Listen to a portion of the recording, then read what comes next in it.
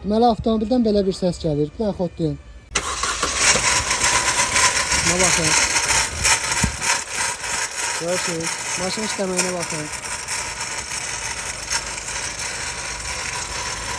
Avtomobilin deməli turbo hissəsini sökmüşük. Gördüyünüz kimi bayaq gördüyünüz səs baxın buradan gəlir. Baxın bir dənə bura diqqətlə.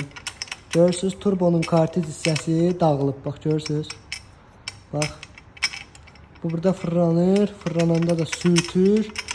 Ona görə də maşını xotlayan kimi maşın pis səs eləyir. Turbonun dağılma səbəbi də ki, baxın bu şlankdır. Bunun içindən yağ dövr eləyir. Yəni turboya yağ ötürür. Yağ keçir bunun içindən.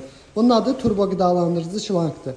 Bunun içindən yağ keçmədiyi üçün avtomobildə başlayıb turboya yağ ötürməməyə və turbo dağılmağa. Səbəbi də ki, yağı gec dəyişib və yaxud da keyfiyyətsiz töküb motorxananın vəziyyətindən görəcəksiniz indi. Gördüyünüz kimi keyfiyyətsiz yağ tökdüyünə görə və yaxud da gec dəyişdiyinə görə bunun içində tutulma gedib, naqırlaşma gedib. Buradan üfürdüyümüz zaman görürük ki, bu hissəyə doğru gəlib hava çatmır. Yəni yağ dövr eləyə bilmir, turboda dağılıb. İndi bunun da yenisi ilə əvəz eləyəcəyi problemlərdən qalxacaq. Sağ olun, salamat qalın, diqqətiniz üçün təşəkkürlər.